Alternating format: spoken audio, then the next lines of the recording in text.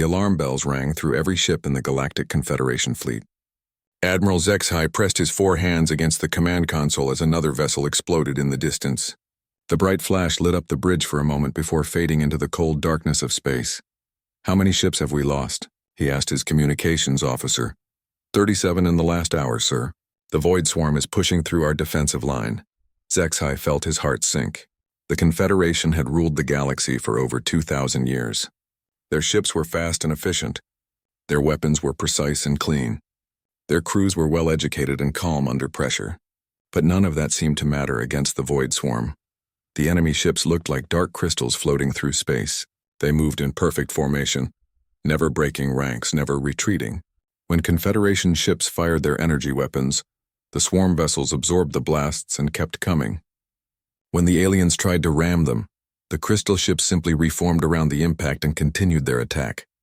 "Sir, the graceful wind is requesting permission to retreat," the communications officer reported. "Granted. Tell all ships to fall back to the secondary defense line." But HFY knew it wouldn't matter. They had been falling back for 3 months. Every system they abandoned was consumed by the swarm. Every world they left behind became another hive for the crystal beings to breed and multiply. On the main viewing screen, he watched as another Confederation cruiser tried to escape. The void swarm ships surrounded it like hungry predators. Dark energy beams cut through the cruiser's shields as if they weren't there. The ship's hull cracked and split open. Atmosphere rushed out in white clouds that froze instantly in the vacuum of space. "Get me a connection to the High Council," HFY ordered. The holographic image of Counselor Theiss appeared on the bridge. The elderly alien looked tired and worried. His usually bright blue skin had faded to a dull gray. "Admiral, what's your status?" Theiss asked. "We can't hold them, Counselor. Our weapons barely scratch their hulls. Our shields collapse after a few hits. My crews are good people, but they've never faced anything like this." Theiss nodded slowly. "How long before they reach the core worlds?" 2 months, maybe 3 if we're lucky." The counselor was quiet for a long moment. Around him, other council members whispered urgently to each other. Finally, Theiss spoke again. "There might be another option, Admiral, but it's dangerous, more dangerous than extinction, perhaps. Do you remember the old records about the Sol system?" HFY searched his memory. Sol was a restricted system near the edge of Confederation space. It had been quarantined for over a century. The Deathworld system, with those violent primitives? They're not primitives anymore. Our monitoring stations show they've developed faster than light travel. They have a space fleet. Counselor, those beings are dangerous. Every report says they're unstable, aggressive, and completely unpredictable. They fight wars over resources they could easily share. They've poisoned their own planet multiple times. Why would we want their help?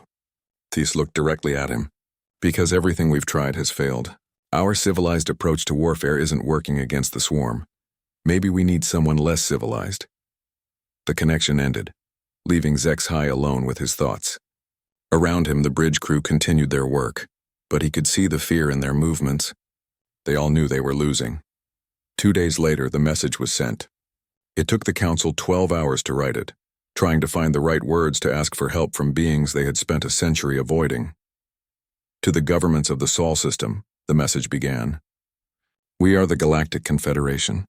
Our worlds are under attack by an enemy we cannot defeat alone. We formally request military assistance under the ancient laws of mutual defense. We can offer technology, resources, and full membership in the Confederation in exchange for your aid." The response came faster than anyone expected.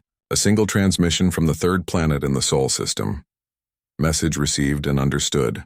The United Earth Defense Force will dispatch the 3rd Fleet under Admiral Sarah Chen. Estimated arrival in your space in 72 hours. Prepare for joint operations. HFY stared at the message. 72 hours? It would take a Confederation fleet weeks to cross that distance. How were the humans moving so fast? "Sir," his sensor officer called out. "I'm detecting hyperspace signatures. Multiple contacts dropping out of FTL. The swarm? No, sir, the energy patterns are different. Unknown configuration." On the main screen, space twisted and bent as ships emerged from hyperspace. But these weren't the sleek, elegant vessels of the Confederation. These ships looked like flying mountains made of metal and ceramic. They were massive, angular, and covered in weapon ports. HFY counted them as they appeared. 10 ships, 20, 50, the numbers kept climbing. When the fleet finally finished arriving, 300 human warships hung in space before them. Dear ancestors, someone whispered on the bridge. Each human ship was larger than a Confederation battlecruiser. Their hulls were thick and scarred, as if they had been in many battles. Strange symbols and numbers were painted on their sides. Some ships had entire sections that looked like they had been rebuilt multiple times. Incoming transmission, the communications officer announced. The main screen flickered, and a human face appeared. Admiral Sarah Chen looked younger than Zexhai had expected, but her eyes were hard and cold. Behind her, the bridge of her ship was dimly lit and filled with crew members who moved with quick, efficient purpose. Admiral Zexhai, I'm Admiral Chen of the UEDF 3rd Fleet. We're here to help with your swarm problem. Admiral Chen, we're grateful for your assistance. Perhaps we could coordinate our strategy? Chen smiled, but it wasn't a friendly expression. Strategy is simple. We find the swarm and we kill it. All of it. Surely you don't mean total extermination? The Confederation has policies about... Admiral, let me stop you right there. You called us because your policies weren't working. You want the swarm gone? We'll make it gone, but we do this our way. Zexhai felt a chill run through his body. What exactly does your way involve? Whatever it takes to win. War isn't about being nice, Admiral. It's about making the other guy stop fighting. Permanently. The transmission ended, leaving the Confederation bridge in stunned silence. Through the viewports, they could see the human fleet repositioning itself. The ships moved in perfect formation despite their massive size. Gun ports opened along their hulls like hungry mouths. Sir, the sensor officer said quietly, the human ships are scanning us. Deep-level scans. They're mapping our hull composition, our weapon systems, even our crew quarters. Zexhai realized they had made a terrible mistake. They had called for help from a species that saw war as natural as breathing.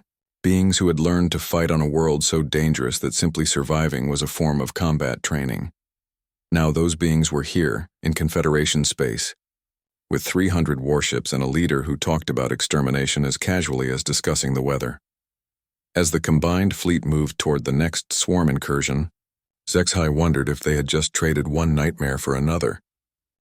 Ambassador Thys stepped off the shuttle and into the docking bay of the human flagship. The first thing that hit him was the smell. It wasn't unpleasant exactly, but it was sharp and metallic, like ozone mixed with something he couldn't identify. The docking bay itself was enormous. Thys had expected something similar to Confederation ships, with smooth walls and soft lighting. Instead, he found himself in what looked like a military fortress. The walls were thick metal plates held together with massive bolts. Pipes and cables ran along the ceiling in organized patterns. Everything was painted in dull gray or olive green. Human crew members moved through the bay with quick, purposeful steps. They were shorter than most Confederation species, but there was something about the way they carried themselves that made Thys nervous. Their eyes constantly scanned their surroundings. Their hands stayed near the tools and weapons on their belts. Even when they were just walking, they looked ready for a fight. Ambassador Thys, a human woman, approached him. She wore a crisp uniform with metal pins on her chest. I'm Commander Martinez. Admiral Chen is waiting for you. As they walked through the ship's corridors, Thys noticed more disturbing details. Every 50 meters, there was a heavy blast door that could seal off sections of the ship. The walls had built-in weapon lockers. Even the lighting was different. Instead of the warm, comfortable glow used on Confederation vessels, the humans used harsh white lights that cast sharp shadows. Excuse me, Commander, Thys said. Why are there so many security measures? Are you expecting to be boarded? Martinez looked at him with surprise. We're always expecting to be boarded. That's basic ship design. How do your ships handle internal security? We don't usually need internal security. Our crews are trained professionals. So are ours. But professional doesn't mean perfect. People make mistakes. Equipment fails. Sometimes enemies get inside. When that happens, you want to be ready. They passed a group of human Marines conducting some kind of training exercise. The soldiers moved through a mock corridor, checking corners and covering each other with their weapons. Their movements were smooth and coordinated, like they had done this thousands of times. How often do you train for combat? Thys asked. Every day. Combat drills, weapon maintenance, tactical scenarios. A soldier who doesn't train is a dead soldier. The ambassador felt his stomach twist. On Confederation ships, the crew spent their time studying, creating art, or pursuing personal interests. The idea of daily combat training seemed barbaric. They finally reached the Admiral's ready room.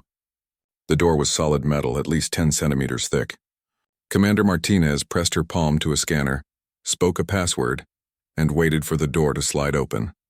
Admiral Chen stood behind a large metal desk, studying holographic displays of ship formations. The room was spartanly furnished with just the desk, a few chairs and walls covered with star charts and tactical diagrams. Ambassador Thys, welcome aboard the Unconquerable. Chen gestured to a chair. I hope the tour was informative. It was educational. Thys sat down carefully. The chair was hard and uncomfortable, clearly designed for function rather than comfort. Admiral, I wanted to discuss how our fleets will coordinate against the swarm. Chen touched a control on her desk. The holographic displays changed to show the current tactical situation. Red dots marked swarm positions. Blue dots showed Confederation forces. Green dots represented the human fleet. Simple plan, Chen said. We move fast, hit hard, and don't stop until they're all dead. Admiral, the Confederation has certain protocols for engaging hostile forces. We prefer to minimize casualties, both our own and the enemy's. Chen's expression didn't change, but something cold flickered in her eyes. Ambassador, how many people has the swarm killed so far? The estimates are difficult to calculate, but approximately 40 million civilians have been lost on the Outer Rim worlds. And how many swarm entities have your forces killed? Thys was quiet for a moment. Our intelligence suggests perhaps 50,000. 50,000. Chen leaned back in her chair. You've lost 40 million people, and you've killed 50,000 of them. Does that seem like a successful strategy to you? The Confederation doesn't believe in genocide, Admiral. Even when fighting hostile species, we try to find peaceful solutions. There is no peaceful solution with the swarm. They don't negotiate. They don't retreat. They don't surrender. They consume everything in their path and turn it into more of themselves. Chen stood up and walked to one of the star charts. Look at this pattern. Every system they've attacked is completely stripped of resources. No survivors. No infrastructure left behind. They're not trying to conquer territory. They're trying to eat the galaxy. Thys studied the charts and felt a chill. The Admiral was right. Every world the swarm had touched was left as a dead rock floating in space. Even so, he said, there must be non-combatants in their forces. Juveniles, perhaps, or support personnel who aren't directly involved in combat. Chen turned to look at him directly. Ambassador, have you ever been to a death world? No, of course not. Why would anyone visit such a place? Because that's where we come from. Earth isn't just dangerous because of predators or natural disasters. It's dangerous because life there had to become dangerous to survive. Everything on our world learned to fight or learned to hide. There was no middle ground. She walked back to her desk and pulled up an image of Earth. It looked beautiful from space with blue oceans and white clouds. But Thys had read the reports. That peaceful-looking world was filled with creatures that would kill anything they could catch. The swarm reminds me of something from Earth. Chen continued. Army ants. They move in massive colonies, stripping everything edible from their path. No individual ant is particularly dangerous, but together, they can take down creatures 1,000 times their size. So how do you stop army ants? Chen smiled, and for the first time it looked genuinely amused. Fire. Lots of fire. Before Thys could respond, an alarm started blaring throughout the ship. The lights dimmed to emergency levels and a voice echoed through the corridors. Battle stations. All hands to battle stations. Swarm contact bearing 270 Mark 15. Multiple bogies inbound. Chen was already moving toward the door. Come on, Ambassador. Time for you to see how humans fight. They made their way to the bridge, which was buzzing with activity. Human crew members worked at their stations with calm efficiency. No one was panicking or shouting orders. They moved like parts of a well-oiled machine. Report, Chen called out as she took her position in the command chair. 67 swarm ships dropping out of hyperspace, the sensor officer replied. Standard crystal formation. They're heading straight for the civilian evacuation convoy. Fleet status? All ships report ready for combat. The Confederation vessels are requesting orders. Chen looked at the tactical display.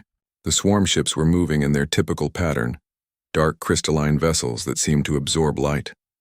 The Confederation fleet was already beginning to retreat, pulling back to a safe distance. Signal the Confederation ships to stay back and protect the convoy, Chen ordered. All human vessels, attack formation Delta. Target their command ship first. Ma'am, there are nearly 70 enemy contacts. We only have 12 ships in this task force. Chen's smile was sharp as a blade. Then it's almost a fair fight. Execute attack pattern. On the main screen, Thys watched in horror as the human ships accelerated directly toward the swarm formation. Every instinct told him they were committing suicide. The smart move was to retreat, regroup, and call for reinforcements. But as the first human ship opened fire, he realized the humans had a very different definition of smart.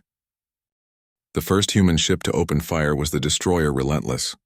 Its weapons were nothing like the clean energy beams used by the Confederation. Instead, streams of metal projectiles erupted from its gun ports, each one moving at incredible speed. When they hit the lead swarm vessel, the impact sent shockwaves through the crystal structure. Kinetic weapons, Admiral Chen explained to Ambassador Thys, who was watching in fascination from the bridge. Simple physics. Mass times velocity equals force. The faster you throw something, the harder it hits. But those are so primitive, Thys said. Energy weapons are much more efficient. Efficient against shields, yes. But the swarm doesn't use shields. They rely on their crystal matrix to absorb energy. Kinetic rounds don't care about energy absorption. They just punch holes. On the tactical display, the 12 human ships spread out into attack formation. They didn't move in the neat lines that Confederation vessels preferred. Instead, they twisted and weaved through space like hunting predators, each ship supporting the others while maintaining their own attack angles. The swarm responded as they always did. The crystal ships moved in perfect formation, focusing their dark energy beams on the closest targets. Their weapons could slice through most materials like hot knives through butter. The first beam hit the cruiser Indomitable. Thys expected the ship to explode or retreat. Instead, something remarkable happened. The human ship rolled on its axis, angling its thickest armor toward the beam. The energy struck the hull and scattered, leaving only scorch marks on the metal plating. Ablative armor, Chen said, noticing his surprised expression. Layers of different materials designed to disperse energy attacks. It's heavy and expensive, but it works. The Indomitable didn't just survive the hit, it used the attack as cover, accelerating through the dissipating energy beam to get closer to its target. At point-blank range, it unleashed a barrage of missiles that tore through the swarm ship's crystal structure. But the battle was far from one-sided.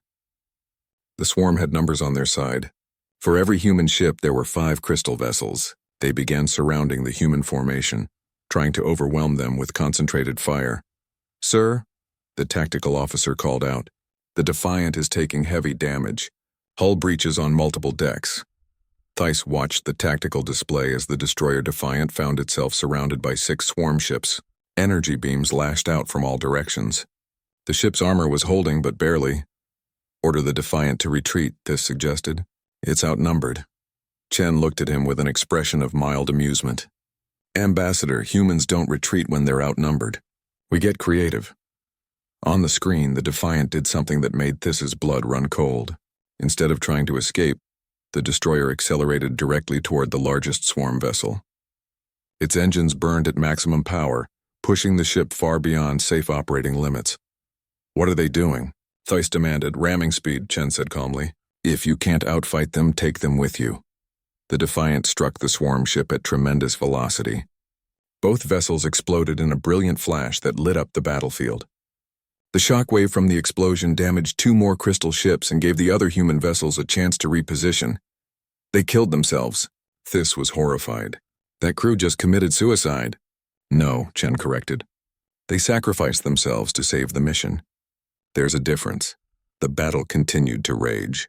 The human ships used tactics that would have been considered insane by Confederation standards. When the cruiser Vengeance lost its main weapons, it began using its own hull as a battering ram, smashing into swarm vessels while its crew fired personal weapons through the breaches. When the frigate Mongoose found itself without ammunition, it vented its reactor coolant into space and ignited it, creating a massive explosion that destroyed 3 enemy ships. "This is madness," Thys whispered. "Your people fight like they don't care if they die." "We care," Chen said. "But we care more about winning. A dead enemy can't hurt anyone else. A live coward can't protect anyone." The turning point came when the destroyer Reaper managed to get close to the swarm command ship. Instead of attacking from a distance, it launched boarding pods directly at the crystal vessel. Theiss watched in disbelief as armored human marines shot themselves out of airlocks in small, heavily protected capsules. You're boarding them? In the middle of a space battle? Why not? Ship-to-ship combat is just one way to fight. Sometimes you need to get personal. The boarding pods punched through the swarm ship's crystal hull and disgorged their cargo of human marines. Each soldier carried weapons that fired explosive rounds and wore armor that could survive in vacuum. They moved through the alien ship like an infection, destroying everything they encountered. The swarm entities inside their own ship were not prepared for close combat. They had evolved for coordinated fleet actions, not individual fighting. The human marines cut through them with ruthless efficiency. Within minutes, the command ship's crystal matrix began to crack and fail. The other swarm vessels, suddenly cut off from their coordination network, began making mistakes. They fired on their own ships. They moved out of formation. They became vulnerable. The remaining human ships took advantage of the confusion. Working together, they systematically destroyed the scattered swarm vessels. When it was over, 67 enemy ships had been reduced to drifting debris. The human fleet had lost 4 ships and taken heavy damage to 3 others. "Battle report," Chen called out. "All swarm vessels destroyed," the tactical officer replied. "We have approximately 800 casualties, but the convoy is safe. 800 dead." Theiss felt sick. In Confederation military doctrine, losing 800 people in a single engagement would be considered a catastrophic failure. Commanders would be court-martialed. The entire strategy would be reviewed and probably abandoned. "Acceptable losses," Chen said, as if she was discussing the weather. "Signal the fleet to begin rescue operations. I want survivors recovered and the wounded treated within the hour." "Admiral," Theiss said carefully, "don't you feel any regret about those casualties?" Chen turned to look at him directly. "Ambassador, do you know how many people were on that civilian convoy?" "I don't know, I don't. 40,000 civilians. Families, children, elderly people who couldn't fight back. If we hadn't stopped the swarm here, all of them would be dead. My 800 people died to save 40,000 others. That's not a tragedy. That's mathematics." The cold logic of it made Theiss feel dizzy. The humans calculated death like an equation. Lives spent versus lives saved. Acceptable losses versus unacceptable outcomes. "How do you live with that kind of thinking?" he asked. Chen was quiet for a moment, watching the rescue operations on the main screen. Human ships were already pulling survivors from the wrecks of their own vessels. Medical teams worked frantically to save the wounded. Despite the losses, the crews moved with determined purpose. "We live with it because the alternative is worse," she finally said. "The swarm doesn't count casualties. They don't worry about acceptable losses. They just keep coming until everything is dead. Someone has to be willing to match that level of commitment." She turned away from the screen to face him directly. "The Confederation called us because your way wasn't working. You've been fighting a civilized war against an enemy that doesn't understand civilization. You've been trying to minimize casualties while they've been trying to maximize them. That's not a strategy. That's suicide." As the human fleet regrouped and prepared to move on to the next battle, Theiss realized that the Confederation had made a fundamental miscalculation. They had assumed the humans would fight like civilized beings, following rules and protocols designed to limit destruction. Instead, they had unleashed something much more dangerous. A species that had learned to survive on a world where mercy was weakness and hesitation meant death. Beings who understood that sometimes the only way to save lives was to be willing to spend them. The question was no longer whether the humans could defeat the swarm. The question was what would happen to the galaxy after they did. 3 weeks after the first battle, Ambassador Theiss found himself in the war room aboard Admiral Chen's flagship, surrounded by holographic displays showing the current state of the conflict. The news was remarkable and terrifying in equal measure. 17 systems liberated in 21 days, Admiral Chen reported to the assembled Confederation officials via secure transmission. The swarm has lost approximately 60% of their forward positions. Councillor Ven, representing the military committee, leaned forward in his holographic projection. "These results are unprecedented, but the reports we're receiving from the field are disturbing." Chen's expression didn't change. "Disturbing how?" "The weapons you're using, Admiral. Biological agents, radiation bombs, planet crackers. These are technologies the Confederation banned centuries ago. Because you could afford to ban them, you were fighting other civilized species who followed rules. The swarm doesn't follow rules. This watched the exchange with growing concern. Over the past weeks, he had witnessed human military tactics that would have been considered war crimes by any civilized standard. They had used viral weapons to destroy swarm breeding facilities. They had detonated stars to eliminate entire systems that had been completely overrun. They had even released nanomachines that converted swarm crystal into harmless dust. Admiral, Counselor Venn continued, we appreciate your effectiveness, but surely there are more humane ways to— Humane? Chen interrupted.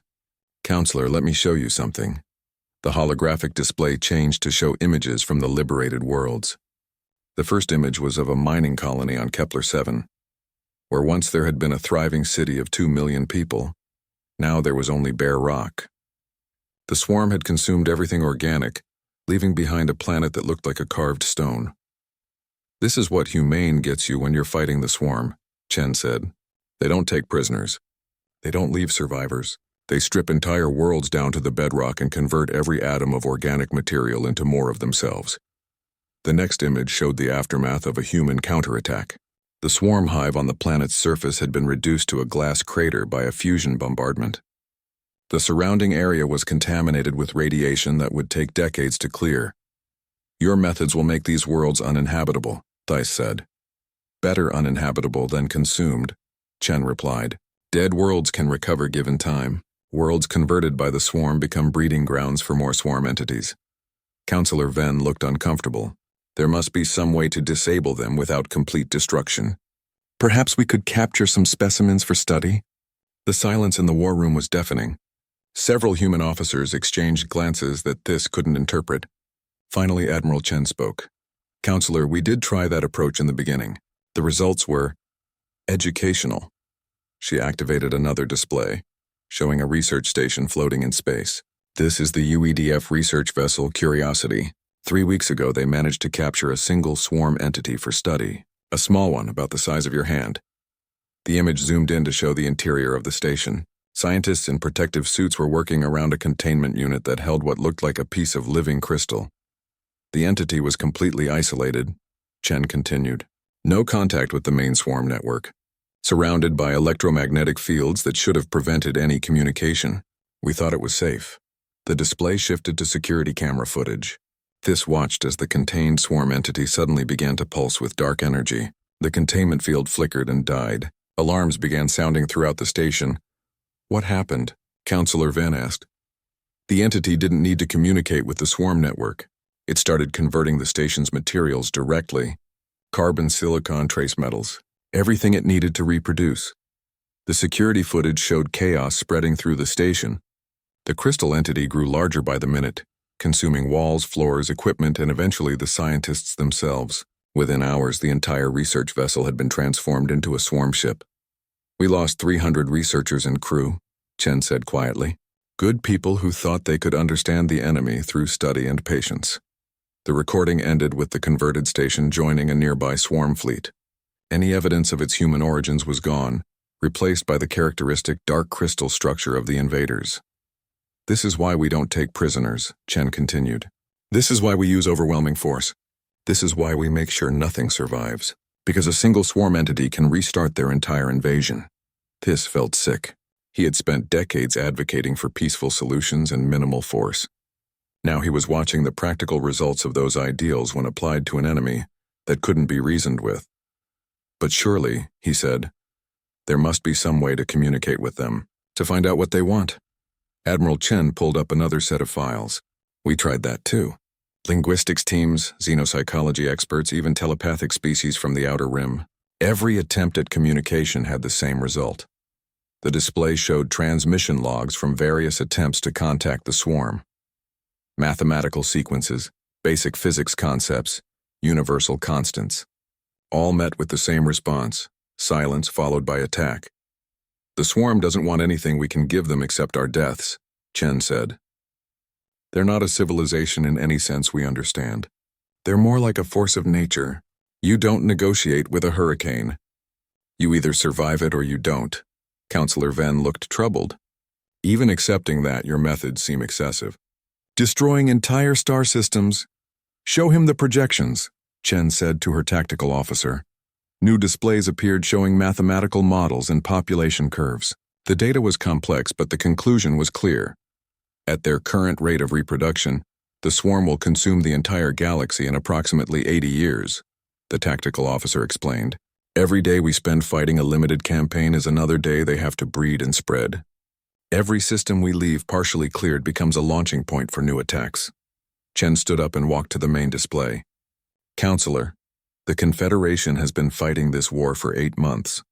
In that time, you've killed maybe 100,000 swarm entities while they've consumed 40 million of your people. At that rate, you'll lose the war in less than 5 years. She gestured to the tactical display. In 3 weeks, we've killed approximately 6 million swarm entities. Yes, our methods are brutal. Yes, they leave some worlds uninhabitable, but they work. And what happens after the war? This asked. What happens to a galaxy where these weapons exist? Where the precedent has been set for total warfare? Chen turned to look at him directly. That depends on you, Ambassador.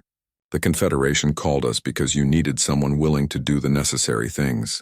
After the war, you can go back to your civilized ways. You can rebuild the damaged worlds and pretend this never happened. And humanity? We go home.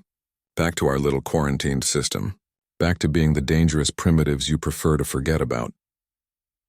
The holographic connection with the Confederation Council flickered and died, leaving the war room quiet except for the hum of ship systems. Admiral Chen returned to her chair and began reviewing battle reports. Admiral, This said carefully, do you really believe you can just go back to isolation after this? Chen looked up from her reports.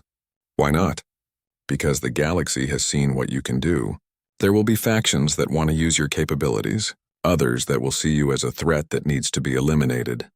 The balance of power has changed forever. For the first time since he had met her, Admiral Chen looked genuinely thoughtful. Maybe, but that's a problem for politicians and diplomats. My job is to win this war. She returned to her reports, but Thais could see the wheels turning in her mind. The humans had come to help, but they were also learning about the galaxy beyond their system. They were seeing the Confederation's weaknesses, their technology, their military capabilities. More importantly, they were proving to themselves that they could fight and win against galactic-level threats. The isolated Deathworlders were discovering they might be the most dangerous species in the galaxy, and that realization would have consequences that none of them could predict. The final battle took place in the Nexus Cluster, a region of space where the Swarm had built their greatest hive complex.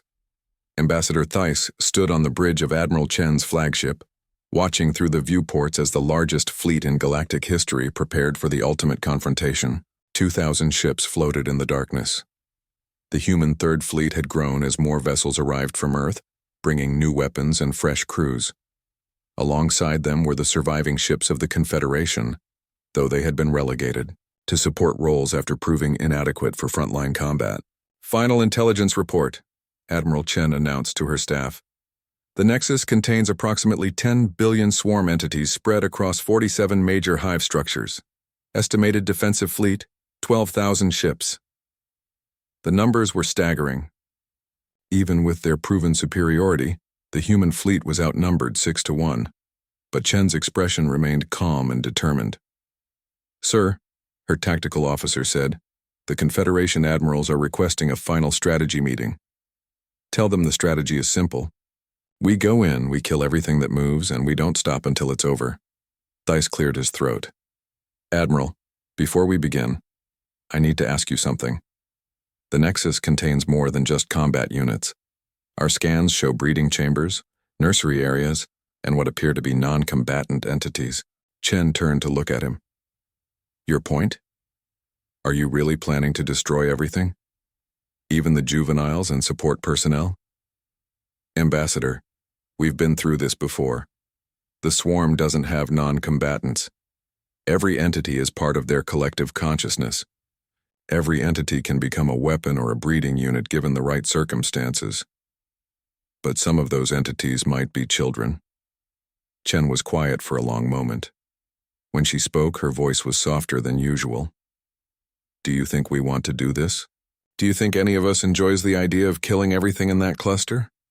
She walked to the viewport and stared out at the distant Nexus. I have a daughter, Ambassador. She's 8 years old and lives on Luna Station with her mother. Every night before I go to sleep, I think about her.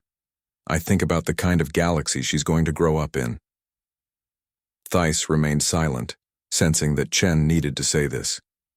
If we leave even 1% of the swarm alive, they'll rebuild. Maybe not this year or next year, but eventually. And when they do, they'll remember how we fought them. They'll adapt. They'll become stronger. She turned back to face him. I'm not doing this for the galaxy today. I'm doing it for my daughter's galaxy tomorrow. Before Thais could respond, alarms began sounding throughout the ship. All ships, this is Admiral Chen. Her voice echoed through the fleet communications. Execute Operation Clean Sweep. All vessels advance to attack positions. Remember, we don't get a second chance at this. The human fleet moved forward like a spear thrust into the heart of enemy territory. The Nexus cluster was a maze of asteroid-sized hive structures connected by streams of dark energy. Swarm ships poured out of hidden bays like angry insects disturbed from their nest. The battle that followed was unlike anything Thais had ever witnessed. The humans had learned from months of fighting and had adapted their tactics accordingly. They didn't engage the swarm ships in traditional combat. Instead, they focused on the hive structures themselves. Deploy the planet crackers, Chen ordered. Thais watched in horrified fascination as massive human dreadnoughts launched weapons he had only heard about in whispered conversations. The planet crackers were devices originally designed for mining operations, but weaponized for this final assault. Each one contained enough explosive force to shatter an asteroid. The first hive structure to be hit simply vanished in a flash of white light. The explosion sent shockwaves through space that destroyed dozens of nearby swarm ships and damaged several more hives. Virus bombs away, another ship reported.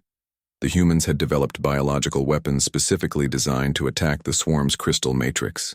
Unlike the clean energy weapons favored by the Confederation, these devices spread like infections, converting crystal structures into harmless dust. But the swarm wasn't defenseless. Their ships fought with desperate fury, throwing everything they had at the attacking human fleet. Dark energy beams lashed out continuously. Swarm boarding pods crashed into human vessels, disgorging crystal warriors that fought hand-to-hand combat in the corridors. Hull breach on Deck 7, someone reported. Swarm entities have penetrated the outer armor. Seal that section and flood it with radiation, Chen ordered calmly. Full sterilization protocol. Thais realized that the human ships were designed for exactly this kind of fighting. When swarm entities boarded Confederation vessels, the crews usually abandoned ship. When they boarded human vessels, the crews just sealed off the affected areas and killed everything inside. The battle raged for 6 hours. Human ships took terrible losses, but they kept advancing toward the core of the Nexus. Every hive structure.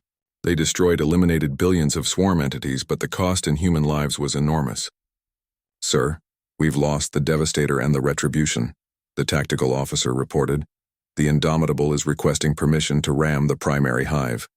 Permission granted. Tell Captain Morrison his sacrifice won't be forgotten. On the main screen, Thais watched as the heavy cruiser Indomitable accelerated toward the largest hive structure in the cluster. Swarm ships tried to intercept it, but escort vessels cleared the path with suicidal determination. The cruiser struck the hive at tremendous velocity, its reactor overloading on impact. The explosion was visible from hundreds of kilometers away. When the light faded, both the ship and the hive had been reduced to expanding clouds of debris. Primary hive destroyed, sensors reported. Swarm coordination network is breaking down. Without their central control structure, the remaining swarm ships began to act independently. Some continued fighting with mindless aggression. Others tried to flee. A few simply stopped moving altogether, as if their controlling intelligence had been severed. All ships, commence final cleanup operations, Chen ordered. I want every piece of crystal larger than a pebble destroyed. Use atomics if you have to.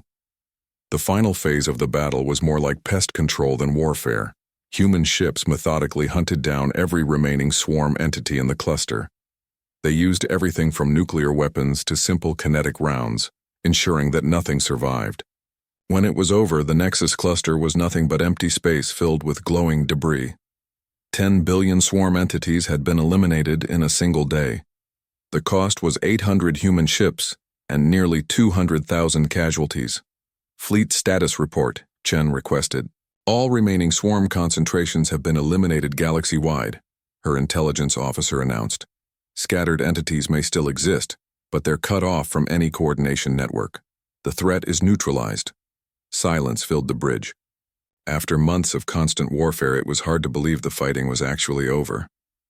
"Admiral," This said quietly, "what happens now?" Chen looked tired for the first time since he had met her.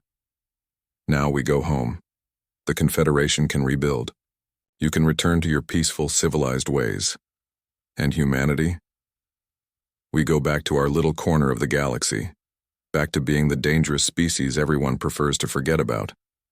But even as she said it, This could see that something had changed. The humans had proven they could fight and win against galactic-level threats.